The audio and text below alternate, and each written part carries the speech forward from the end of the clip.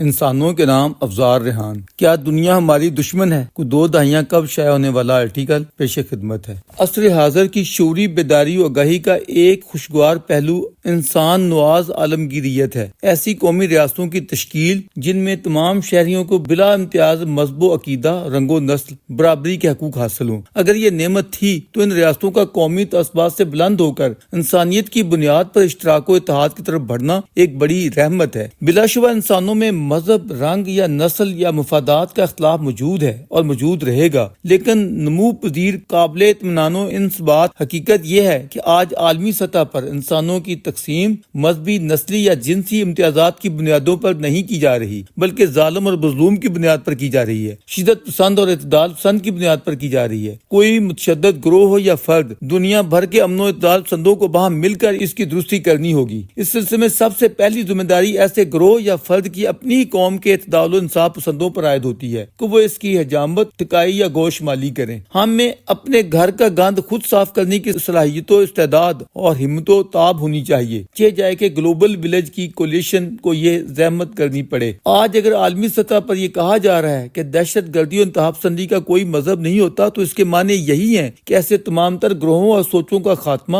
انسانیت کی مشترکہ ذمہ داری ہے۔ زیادہ گہرائی میں جا کر جائزہ لیا جائے تو اس کی ذمہ داری سب سے بڑھ کر خود اعتدال پسند و لبرل مسلمانوں پر عائد ہوتی ہے، کیونکہ پوری دنیا میں جہاں یہ تسلیم کیا جا رہا ہے کہ دہشت گردی کا کوئی مذہب نہیں ہوتا اور یہ کہ اسلام کا اس سے کوئی تعلق نہیں، وہیں یہ سوال بھی اٹھایا جا رہا ہے کہ پکڑے جانے والے تمام تر دہشت گرد مسلمان ہی کیوں ہوتے ہیں؟ ہمارے ہاں اس کا سادہ سا عمومی جواب یہی دیا جاتا ہے، دنیا میں مسلمانوں کے ساتھ بڑی زیادتیاں ہو رہی ہیں، مسلمان مظلوم ہیں، ہر جگہ مسلمانوں کو مارا جا رہا ہے، ان کے وسائل کو لوٹا جا رہا ہے۔ اس سلسلے میں بطور ثبوت اور مثال ہم فلسطین سے شروع ہوتے ہیں اور مختلف خطوں سے ہوتے ہوئے جو اکثر بدلتے رہتے ہیں۔ ہماری تان کشمیر پر ٹوٹتی ہے۔ پہلے بوسنیا ہرزگووینا، ایریٹریا اور چیچنیا کے مسلمانوں کا بڑھائی ہوئی آواز میں ذکر کیا جاتا تھا۔ اب یمن، عراق، شام اور افغانستان کا نام لیا جاتا ہے، جہاں لاکھوں بے قصور مسلمانوں کا تورا بورا بنا دیا گیا ہے۔ بیانیہ اسلوب ایسے ہوتا ہے کہ جیسے دنیا بھر کے یہود و ہنود باہمی پلاننگ کے ساتھ مسلمانوں کو ڈھونڈ ڈھونڈ کر مار رہے ہیں۔ ظاہر بات ہے عام سامعین و قارئین جن کے سامنے تصویر کا دوسرا رخ نہیں ہوگا، اور ہمارا قومی میڈیا یہ گھٹیا رول جہادی فریضہ سمجھ کر ادا کر رہا ہے کہ یک طرفہ موقف دیا جائے، جس سے ملاحظہ کرتے ہوئے ہمارے عامۃ المسلمین ایسے ظالم شکاریوں کے خلاف نفرت سے لال پیلے ہو کر پھٹنے لگیں گے۔ یہیں سے خود کش حملوں کا خام مال بھی ملے گا اور نفرت کے سوداگروں کو مرغن غذا بھی ملے گی۔ پھر جب فدائی حملوں اور شہادتوں کے ثمرات و نتائج سامنے آئیں گے تو ہم سب چلائیں گے اور دنیا سے منوائیں گے کہ اسلام کا دہشت گردی سے کوئی تعلق نہیں، اور یہ کہ کوئی مسلمان ایسا گھناؤنا فعل کر ہی نہیں سکتا۔ دہشت گرد تو وہ ہیں جو ہمارے معصوم و بے گناہ بچوں کو مار رہے ہیں، جنہیں دہشت گرد بطور شیلڈ استعمال کرتے ہیں۔ کسی بھی مذہب کا دہشت گردی کے ساتھ کوئی تعلق ہے یا نہیں، اس پر بحث ہو سکتی ہے۔ یہ بات کہ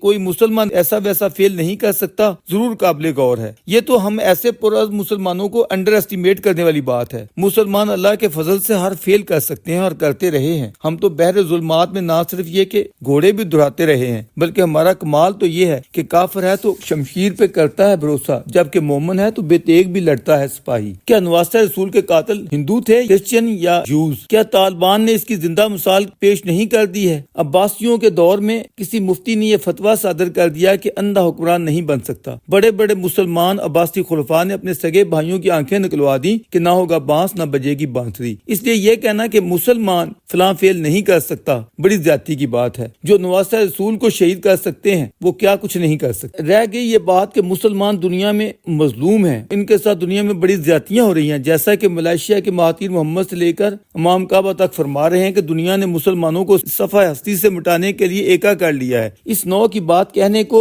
حجت بازی کرنے کے لیے ہم بھی کہہ دیتے ہیں، تاکہ اپنی امہ کے ہمدرد ہونے کا مستند سرٹیفکیٹ حاصل کیا جا سکے اور راسخ العقیدہ مسلمانوں سے داد و تحسین اور واہ واہ سنی جا سکے۔ لیکن مسئلہ یہ ہے کہ ہماری آج کی دنیا میں سائنٹیفک اپروچ اس قدر ڈیولپ کر چکی ہے کہ وہ لوگ جو عقل و شعور سے پیدل نہیں ہیں، وہ ایسے ہر الزام کی اصلیت زمینی حقائق اور منطقی استدلال سے ثابت کروانا چاہیں گے، اور جرح میں جو سوالات اٹھائے جائیں گے ان کے جواب میں جہادی مکہ نہیں لہرایا جا سکے گا۔ اقوام دیگر کے ساتھ اس نوع کی صورت مسائل پیدا کرنے سے پہلے کیا یہ موضوع نہیں ہوگا کہ ہم مسلمان خود اپنی اپنی اقوام میں ایسے تمام تر علاقائی تنازعات پر کھلا قومی مباحثہ ہونے دیں، جبکہ یہاں حالت یہ ہے کہ دنیا صحافت میں پوری دہائی سے زائد صحرا نوردی کے باوجود ہنوز یہ درویش خود اس قابل نہیں ہو سکا کہ ان مسائل پر ضمیر کی مطابقت میں پوری سچائی سے کچھ لکھ سکے۔ بلا شبہ کئی مقامات پر خود ہم سے کچھ ایسی بے دلالیاں ہوئی ہیں جن کے رد عمل کی زد اس مخصوص خطے کے مسلمانوں پر پڑی ہے، لیکن ان حوالوں سے ہماری اپنی بے دلالیوں کا خوفناک ریکارڈ بھی انصاف پسند دنیا کے سامنے پیش کیے جانے کے قابل نہیں ہے۔ اور پھر ہم نے اپنے سیاسی معاملات کو سیاسی اور سفارتی اسلوب میں ہینڈل کرنے کی بجائے جب مذہبی جذباتیت کے رنگوں میں رنگ دیا تو پھر مذہب بڑھتا گیا جو دعا کی۔ اب دعا ہے کہ ہم اپنی دعا بدل لیں۔ تیری دعا ہے کہ ہو تیری آرزو پوری، میری دعا ہے کہ تیری آرزو بدل جائے۔ ہم باہم مل کر اپنے مذہب کی بہتر تشخیص کریں، عصری تقاضوں کی روشنی میں اپنی ترجیحات کا سر نو تعین کریں اور یہ وسوسہ و وہم اپنے قلوب و اذہان سے نکال بھر پھینکیں کہ دنیا ہماری دشمن ہے۔ دنیا میں کوئی ہمارا دشمن نہیں، در حقیقت ہم خود ہمارے دشمن ہیں۔ لہذا بہتر ہے کہ ہم طرز